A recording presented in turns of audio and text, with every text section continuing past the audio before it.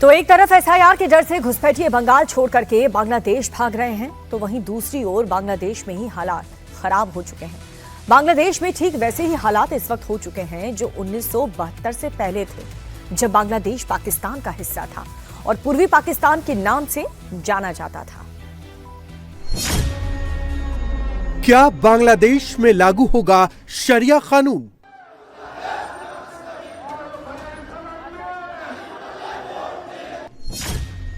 क्या बांग्लादेश बनने वाला है इस्लामिक स्टेट?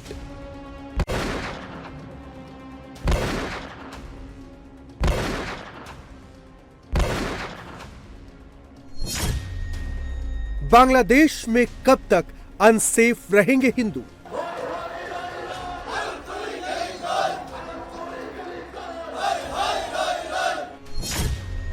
बांग्लादेश में हिंदुओं पर कब तक होगा अत्याचार?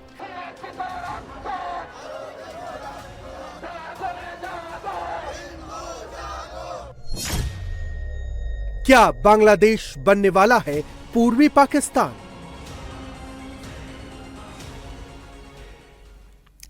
तिरपन साल पहले जिस पाकिस्तान को अलग होकर के बांग्लादेश बना था, जिस कट्टरपंथ और तानाशाह की वजह से पाकिस्तान से पूर्वी पाकिस्तान अलग हो गया था, अब 53 साल बाद ऐसा लगने लगा है कि बांग्लादेश में इतिहास रिपीट होने जा रहा है। बांग्लादेश पूर्वी पाकिस्तान बनने की राह पर निकल पड़ा है, क्योंकि बांग्लादेश के हालात लगातार खराब होते जा रहे हैं। कट्टरपंथी जमाती सड़क पर हैं, शेख हसीना को फांसी देने की मांग कर रहे हैं, बांग्लादेश में शरिया कानून लागू करने की वकालत की जा रही है, तो वहीं दूसरी ओर हिंदूवादी संगठन भी अपने हक के लिए सड़क पर उतरे हैं।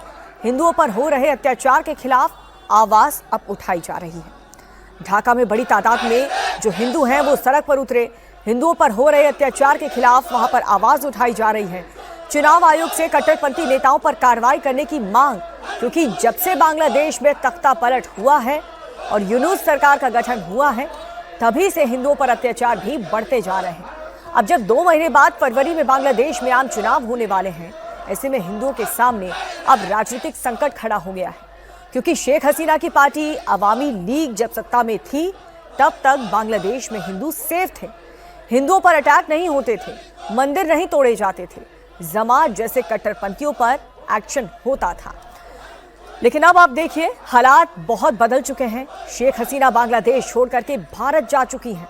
बांग्लादेश की कोर्ट ने उन्हें फांसी की सजा सुनाई है। यूनूस सरकार ने शेख हसीना की पार्टी पर बैन लगा दिया है और ऐसे हिंदुओं के सामने राजनीतिक संकट खड़ा हो गया है कि अब उनकी आवाज आखिर कौन उठाएगा, कौन सुनेगा, क्योंकि अब जो भी पार्टियां चुनावी मैदान में रहेंगी वो सब हिंदू विरोधी हैं। इंडिया टीवी संवाददाता शोएब रजा अभी ढाका में है।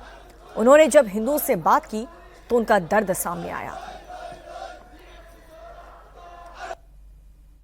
मैं इस वक्त बांग्लादेश की राजधानी ढाका में मौजूद हूं और मेरे साथ ये तमाम जो लोग आप देख रहे हैं, ये या तो पॉलिटिकल पार्टी से जुड़े हैं, जो हिंदू सदस्य हैं उन पार्टीज के, इसके अलावा हिंदू संगठन जो यहाँ सामाजिक तौर पर काम करते हैं, उनसे जुड़े हुए लोग हैं।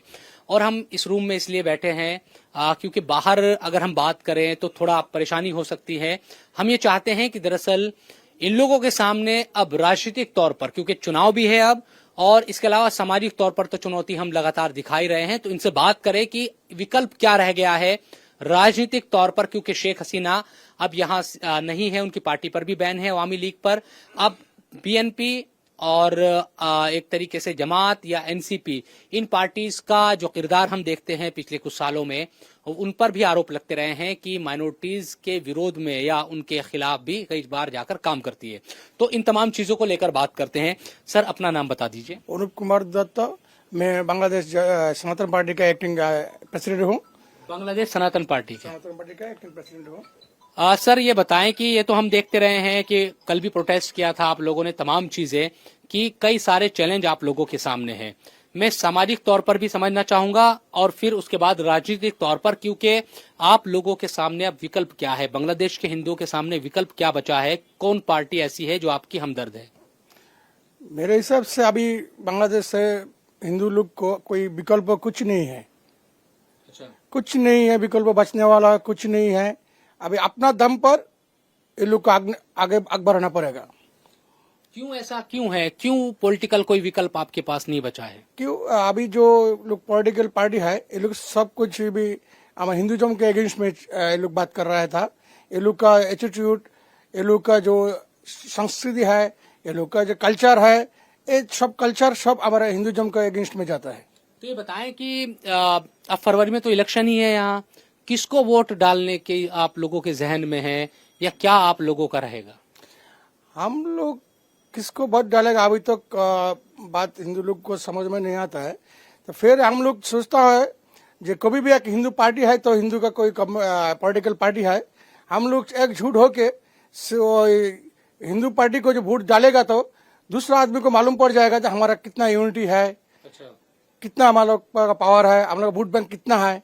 मेरा सोच में यही आता है कि हम लोग हमारे बांग्लादेश के हिंदू लोग को समझ के एक हिंदू जो पॉलिटिकल पार्टी है, जैसा हम लोग सनातन पार्टी है, हिंदू का पॉलिटिकल पार्टी है, लड़ेंगे आप लोगों की पार्टी चुनाव लड़ेंगे? चुनाव लड़ने का इरादा है। अभी तो डिसीजन नहीं लिया, अभी सिचुएशन का डिपेंड करेगा कौन सा अभी सिचुएशन कौन सा आ रहा है नहीं आ रहा है। लेकिन हम लोग सोच रहे हैं इलेक्शन में जाऊंगा,